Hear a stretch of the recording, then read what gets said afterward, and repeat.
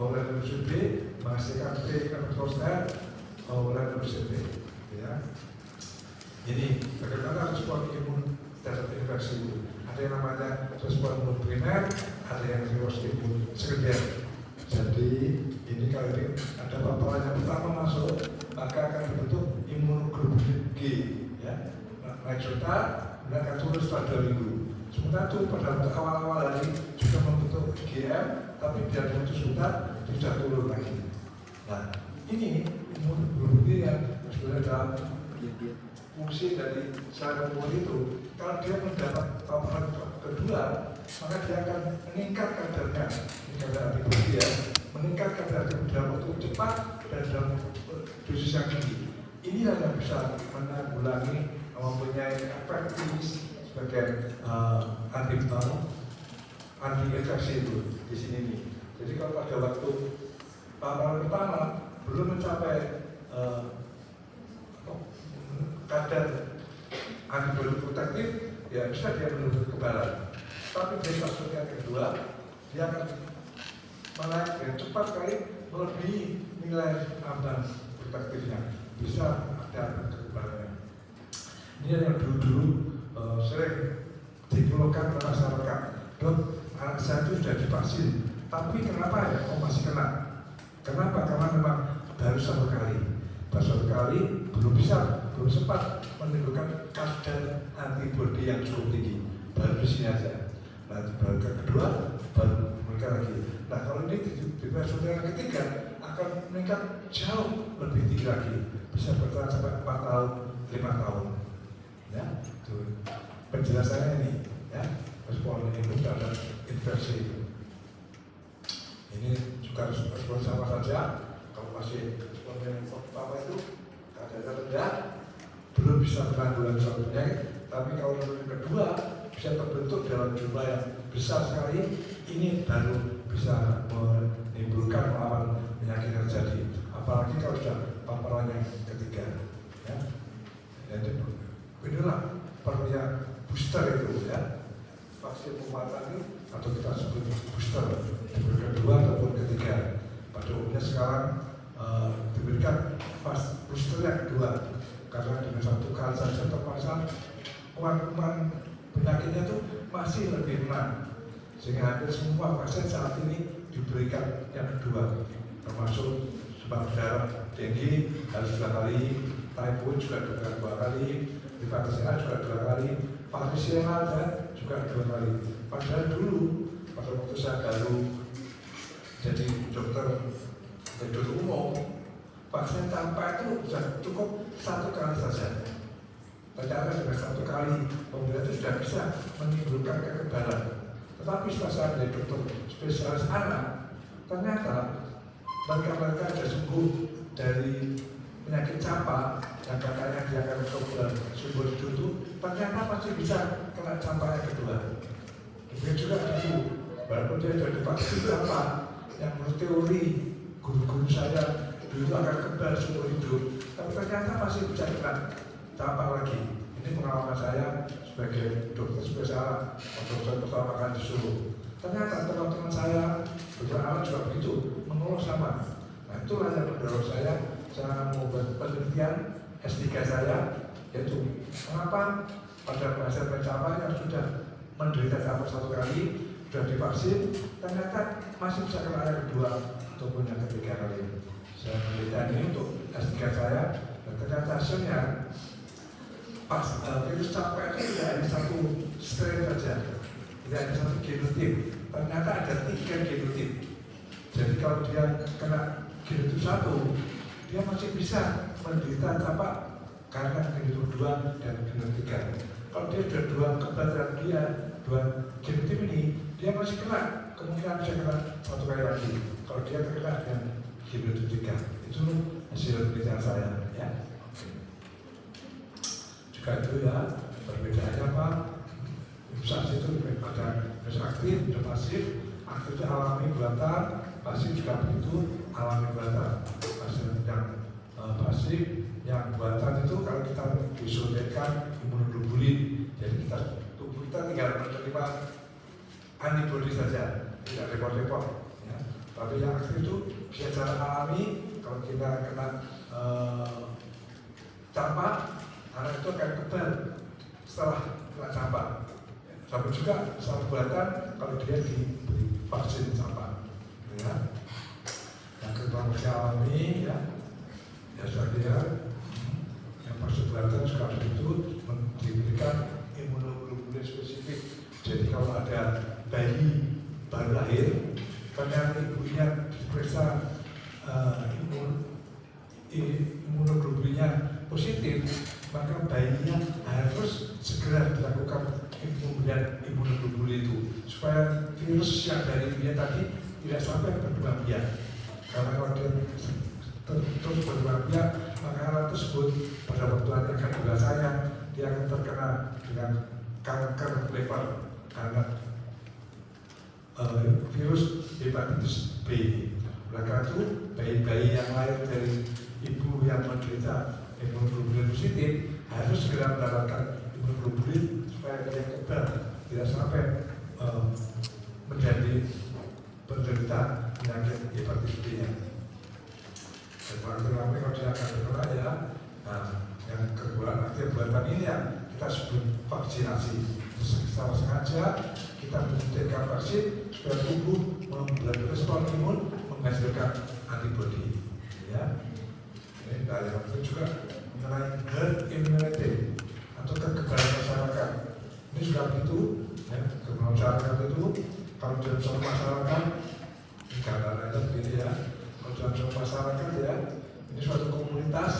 Ya, ada dua saja yang kena, ada yang lainnya sudah divaksin semua.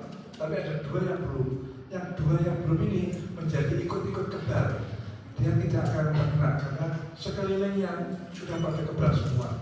Tetapi pada komunitas yang belum kebal, ya, maka ini akan orang yang tidak kebal pun akan menjadi sakit. Ya, ini demikian mengenai herd immunity. Kapan sampainya herd immunity itu? Kalau semua anak-anak sudah mendapatkan vaksinasi paling tidak 90%. Jadi kalau 90% anak-anak itu sudah divaksin, maka yang 10% itu akan ikut-ikut kebal. Itulah namanya herd immunity atau kekebalan masyarakat. Juga begitu ya. Jadi kalau ada 5 anak, ya, ada 5 anak kebal, tapi satu belum, ini ikut-ikut melindungi oleh anak-anak yang sudah kebal itu di masyarakat, yang lain itu sudah 90% kebalnya. Kemudian bagaimana sifat-sifat atau karakteristik vaksin yang ideal itu? Vaksin yang itu harus bisa imunitasnya harus bisa berlangsung seumur hidup. Contohnya adalah BCG. Ya. Kemudian proteksinya luas terhadap semua varian suatu organisme. Jadi walaupun dia diberikan satu macam, dia bisa berubah terhadap lainnya. Contohnya adalah pneumococcus. Pneumococcus itu kita hanya memberikan 10 atau 13 strain. Padahal vaksinnya, strainnya pneumococcus ada 90. Tapi dengan diberikan 10 saja, dia sudah bisa mencakup yang lain-lainnya. Itu maksudnya ya.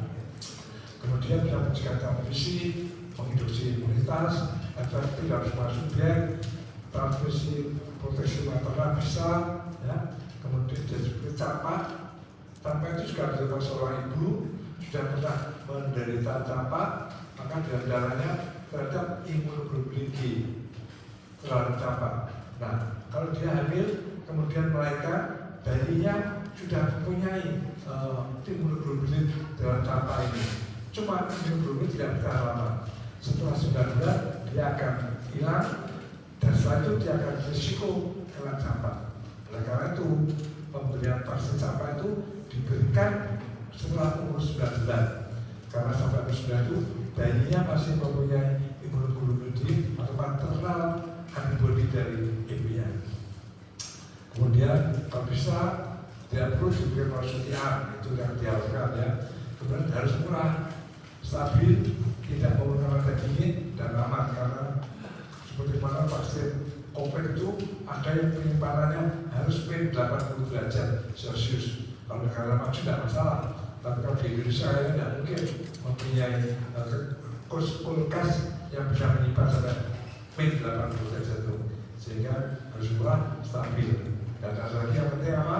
Untuk Indonesia, ada yang tahu setelah ini apa? Karakteristik vaksin yang ideal untuk Indonesia. Ada yang tahu? Yang cewek-cewek ada yang tahu? Ya, oke. Nah, yang nomor 10 adalah harus halal. Kalau tidak halal, jangan coba-coba membuat vaksin di Indonesia, pasti akan ditentang. Ya, yang penting ini harus halal itu, sehingga semua vaksin itu sudah berlabel semua vaksin ini halal. Karena dulu beberapa tahun yang lalu ada isu-isu bahwa vaksin itu mengandung babi, ya, mengandung protein babi, sehingga umat Islam tidak mau diberi imunisasi itu karena mereka mengetahui bahwa vaksinnya itu mengandung protein babi. Sekarang sudah tidak ada lagi, sudah diganti dengan protein sapi maupun protein lain, dan ternyata harganya menjadi mahal sekali. Jadi mengapa dulu dipakai tripsin dari babi itu karena harganya murah. Dan setelah diganti dengan tripsin dari sapi, harga menjadi mahal sekali, yang akan memberatkan negara-negara berkembang untuk bisa mendapatkan harga vaksin yang mahal itu. Ya, oke. Ya, contohnya vaksin COVID itu ya, jangan dulu ini ya. Jadi ini value of immunization, pentingnya imunisasi. Bahwa vaksin merupakan teknologi yang sangat berhasil di dunia kedokteran. Salah satu pakar imunisasi yaitu Profesor Katz pada tahun 1919 menyatakan bahwa sumbangan ilmu pengetahuan yang terbaik yang pernah diberikan oleh ilmuwan adalah memberikan imunisasi. Luar biasa, ya. Oke. Ini sudah tentu value of imunisasi itu bisa mempengaruhi dosnya, age-nya, environment-nya. Tiga-tiga sendi kedokteran masyarakat ini sudah bisa terlindungi. Ya. Untuk kegunaan dirinya, dia bisa kebal, meningkatkan kualitas hidup, untuk dampak sosial, tidak menularkan orang lain, dan dampak epidemiologisnya adanya herd immunity. Ya, ini saja itu dari mana bersama-sama ya. Vaksinasi itu, efikasi vaksin, efektivitas vaksin harus dibedakan antara efikasi dengan efektivitas itu. Semuanya ini sudah dulu, kita jangan lupa COVID dulu. Oke, berikutnya saya satunya masih ada waktu setengah jam ya.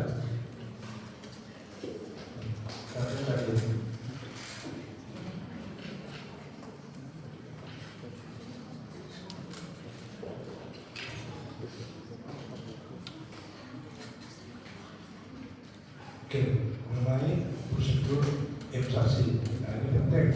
Nanti kalau ada OC untuk ujian KDT-nya. Kalau OC kan biasanya pertanyakan ini banyak pancingan, banyak jeglongan. Karena yang membuat OC itu orang yang pintar-pintar. Nah, saya harapkan kalau semua bisa mengatasi soal-soal OC-nya itu. Kalau nanti biasa ada ini. Untuk melakukan imunisasi itu perlu suatu prosedur imunisasi. Jadi tidak ada langsung Pak Dokter, saya pengen anestesi langsung diberikan, tidak mungkin. Harus melalui prosedur imunisasi. Mulai persiapannya, kemudian melihat jenis-jenis vaksinnya, kandungannya apa saja, dan bagaimana cara pengolahannya. Harus tahu ini. Kalau tahu ini nanti bisa menyebabkan tidak didapatkan kekebalan. Ternyata saya singgung sedikit mengenai jenis antigen apa saja, ada prosedurnya pada. Jadi ternyata vaksin itu supaya dia bisa bekerja efektif harus ada konstitusi saja pengaruhnya. Itu bermacam-macam pengaruhnya, tergantung pada jenis vaksinnya. Kemudian bagaimana prosedur penyimpanannya, prosedur transportnya, dan bagaimana penyebaran vaksin tersebut. Jenisnya itu ada dua ya, jadi zat aktifnya atau antigen ini yang akan menentukan timbulnya respon imun dari saudara. Setelah itu ada konstituennya, yaitu zat tambahan untuk menguat fungsi pasien. Karena kalau cuma vaksin tok, ya, bagian-bagian vaksin itu tidak akan bisa berfungsi. Harus ada konstitusinya. Ini meliputi adjuvan, diluai, stabilizer, preservatif, komponen atau residual komponen zat yang sangat kecil dijumpai, ya. Kemudian ada buffer dan juga surfaktan. Mereka itu disebut antigen. Itu ada beberapa cara untuk mendapatkan antigen itu. Yang pertama adalah melemahkan virus sebagai reaktif, melemahkan ya, kemudian membunuh virus, inactivated. Yang memakan itu varicella, rotavirus ataupun measles campak. Itu virusnya hanya dilemahkan saja, tapi dia tidak akan menimbulkan penyakit seperti alamiah, tapi cukup efektif untuk menimbulkan respon imun sehingga bisa mempertahankan dia tidak sampai tertular dengan suatu penyakit. Kemudian ada yang kedua yang dengan kills atau vaksin yang mati, itu dibunuh dengan bahan-bahan kimia seperti formaldehyde, dipanaskan dengan suhu yang tinggi dan sebagainya.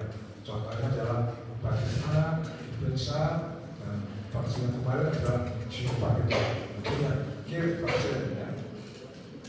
Kemudian dapat diambil dari bagian dari virus ini rekombinan ya, hepatitis B, kemudian ada menggunakan toksin.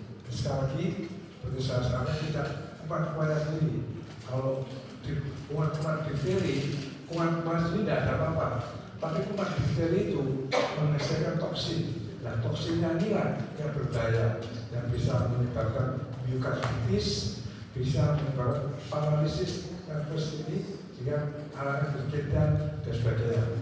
Itu yang penting, sehingga itu dibuat toksinnya saja, sehingga vaksinnya pun dibuat anti toksinnya. Dan kalau kuman-kuman saya dibunuh dengan antibiotik biasa. Itu harus dipahami bedanya vaksin yang berasal dari kuman-kuman virus ataupun yang dari toksin yang dibuat oleh kuman-kuman tersebut ya. Nah, kemudian toksin yang sudah diaktifasi dan dilemahkan namanya toksoid. Jadi kalau kita menyediakan toksin tetanus ya, akan timbul kejang-kejang dan sebagainya. Tapi kalau kita suntikan toksoid, toksin yang sudah diolah sedemikian rupa, pasti akan timbul sindrom klinis, tapi akan timbul kekebalannya. Ya. Contohnya adalah difteri dan tetanus. Kemudian vaksin itu vaksin yang dilemahkan ya untuk mengurangi virulensi kaget.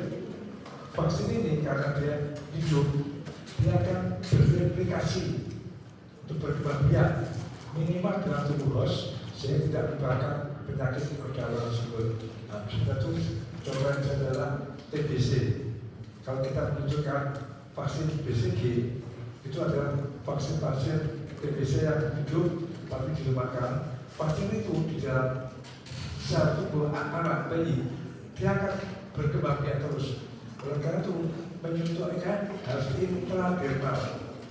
Karena intradermal itu sirkulasi darahnya tidak ada, sirkulasi limfonya tidak ada, sehingga vaksin yang kita suntikan itu bisa berkembang biak di situ, mencapai jumlah jutaan, tapi dia cukup menimbulkan respon imun. Ya, dia sendiri tidak akan menimbulkan penyakit seperti penyakit TBC-nya. Yang perlu dijaga itu hati-hati, kemungkinan dia akan berubah menjadi virulen. Jadi seperti polio. Polio itu kita meneteskan vaksin polio yang dilemahkan. Nah, vaksin polio ini kalau masih hidup, dia masuk dalam tubuh, masih hidup, sudah khusus, dia keluar masih di dalam bentuk vaksin polio hidup. Nah, ini bahaya. Dia bisa mengadakan menjadi virus polio yang ganas yang bisa mematikan itu ya, karena sifat-sifat polio ya. ini sifatnya menjadi kurang stabil ya. Misalkan measles, mumps, rubella, atau cacar air maupun OPV, oral polio vaksin. Ya, ini semuanya adalah virus yang hidup atau bakteri yang hidup yang dimakan, tapi masih cukup menimbulkan kekebalan. Contohnya ya, vaksin BCG, campak, cacar air, polio oral maupun MMR. Kemudian yang vaksin yang mati atau diinaktifkan ini adalah mikroba hidup yang dimatikan dengan cara pemanasan ataupun dengan kimiawi. Dengan formalin maka virus atau kumannya akan mati. Ya.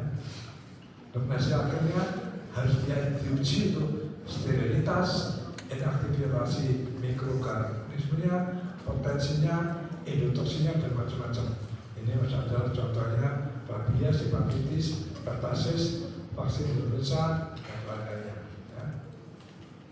Ini juga butuh vaksinnya bisa polisakaridelnya.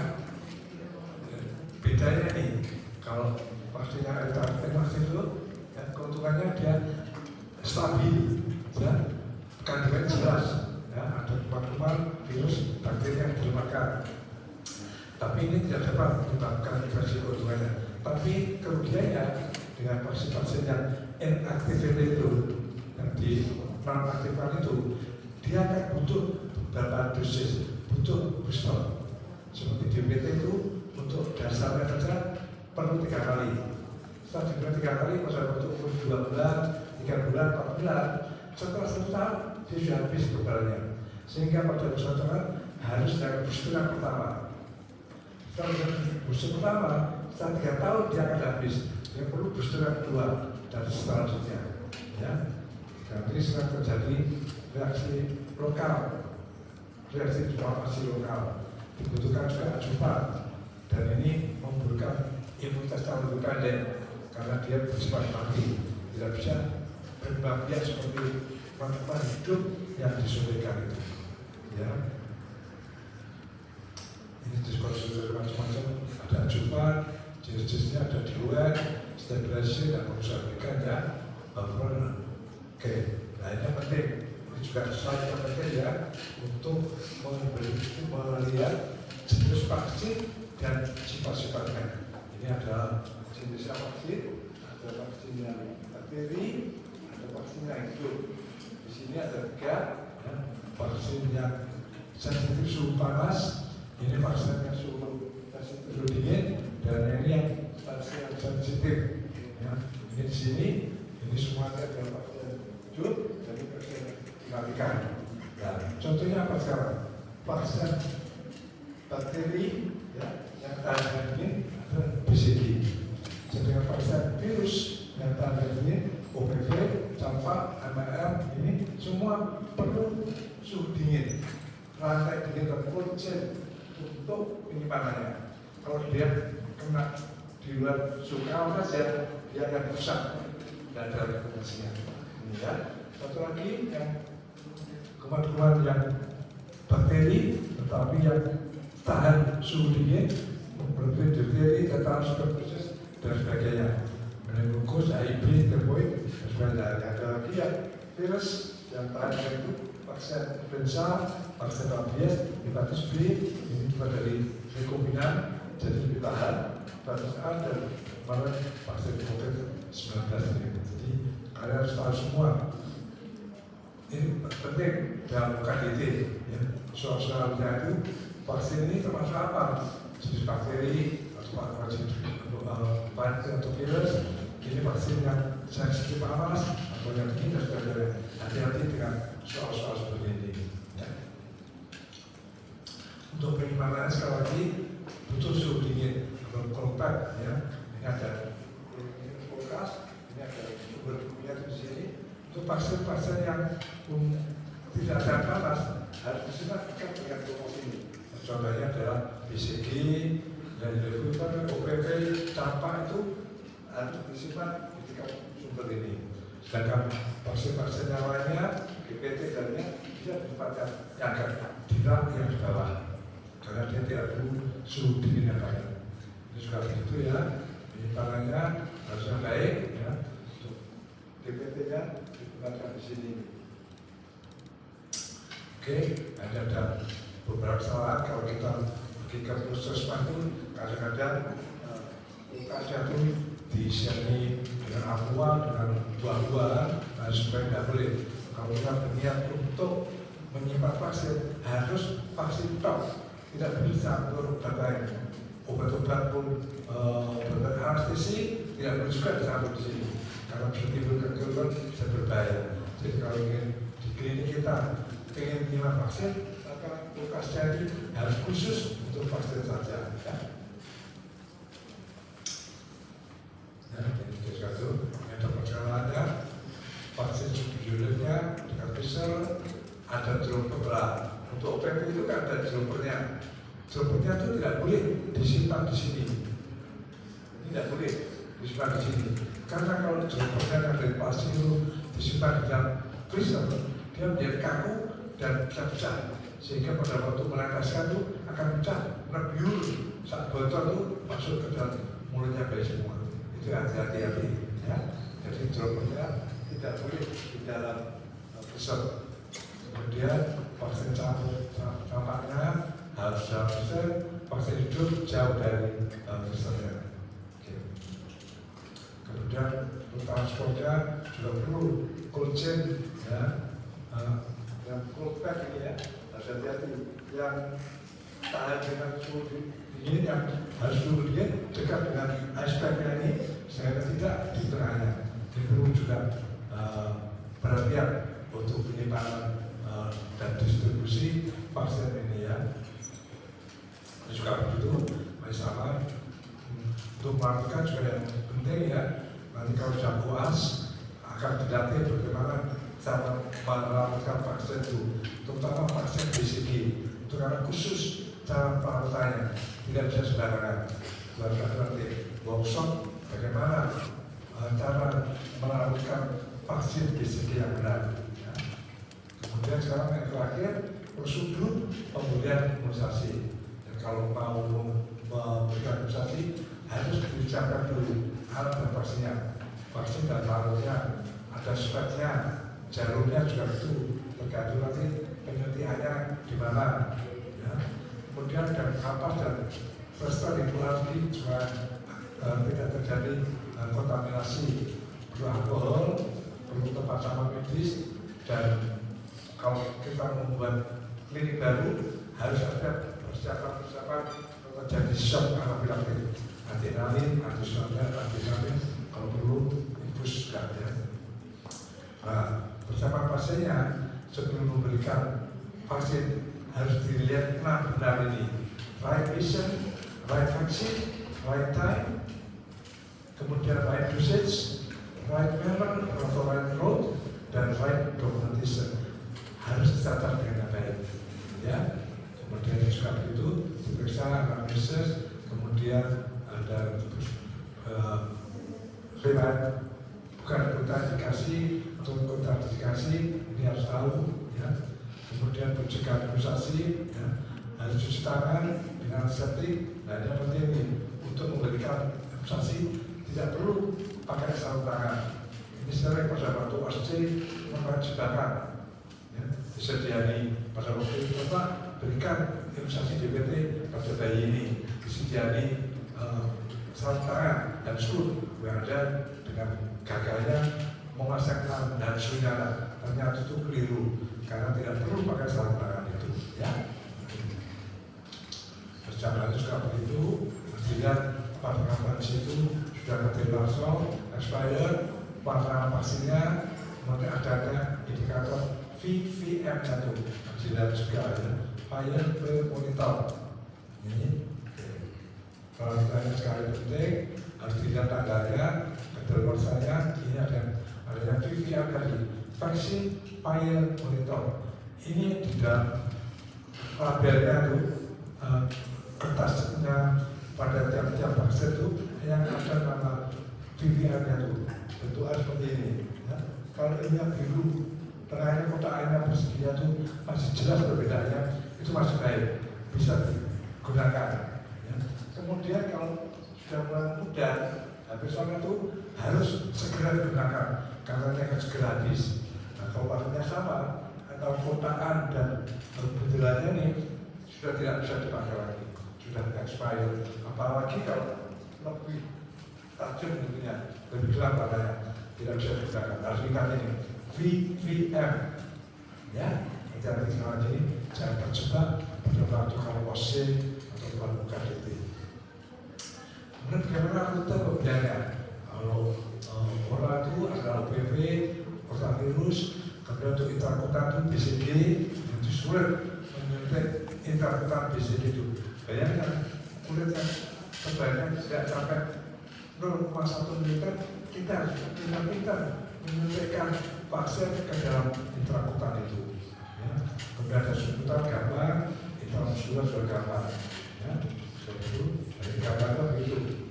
Nah, kalau kita mau menyuntikkan, kalau posisinya ini pasti akan langsung ke intramuskuler. Jadi kalau kita melakukan vaksin intramuskuler, masukkan dia secara tegak lurus 90 derajat. Kalau kita subkutan, maka 45 derajat, baru dia akan bisa masuk subkutan. Ya. Kemudian ini diteteskan, nah ini yang BCG, kalau intradermal ini, kalau bisa epidermisnya tipis sekali itu, kita harus pintar-pintar untuk menentukan di sini. Ini perlu workshop untuk pelatihan menyuntikkan BCG. Biasanya setahun sekali atau berapa tahun sekali, bagian anak melaksanakan pelatihan vaksinologi. Ini gunanya untuk melatih supaya kalian semua kalau mau menyuntikkan BCG itu bisa pas. Sebab itu, sama ya, ini memasukkan IS 60 derajat, 40 derajat subkutan, sedangkan kalau intrakutan ada BCG sejajar dengan permukaan kulit. Sampaikan lokasinya ya, bisa ditahan untuk anak-anak bayi di bawah 2 tahun, biasanya ada di paha, sebelah kiri ya, kemudian di lengan atas, untuk IM yang di atas 2 tahun. Ya. Ini lokasinya berarti apa ya? Kalau campak bisa dilakukan subkutan di lengan kiri bagian belakang, ya. Itu oke. Posisi anak kalau bisa harus difiksasi betul-betul supaya tidak bisa bergerak. Apalagi kalau suntik BCG harus digendong dan sebagainya. Yang penting sekali lagi ada benar pencatatan, harus dicatat kapan diberinya, jenis vaksinnya apa, batch numbernya apa, serinya apa, tanggal vaksinnya apa, kemudian nama dan tanda tangan pemberi vaksin itu bertanggung jawab. Ya. Sampai lagi itu harus menunggu 30 menit untuk melihat apakah ada efek samping daripada penyuntikan itu. Ini juga itu yang penting juga pengelolaan limbah vaksin, karena vaksin itu merupakan zat yang infeksius, ya, bisa berpotensi penyebaran, maka limbahnya harus betul dibuat yang benar ya. Ada khusus untuk membuat limbah ini ya. Diskusi beli, kalau kita sudah bisa tinggal membeli ini aja, semua vaksin itu dimasukkan begitu saja. Ya. Dan yang penting itu kalau kita sudah menyuntikkan tidak boleh recapping. Recapping itu karena kan di tempat tutupnya, jarumnya mensuntikan. Kita tidak boleh berusaha memasukkan kembali tutup ke dalam jarumnya itu. Itu recapping itu berbahaya karena kalau kita tidak awas bisa menusuk jari kita sama saja dengan kita diberi antigen penyakit tersebut. Yang sudah sampaikan, terima kasih. Mungkin ada pertanyaan, bisa 5 menit, 10 menit. Oke.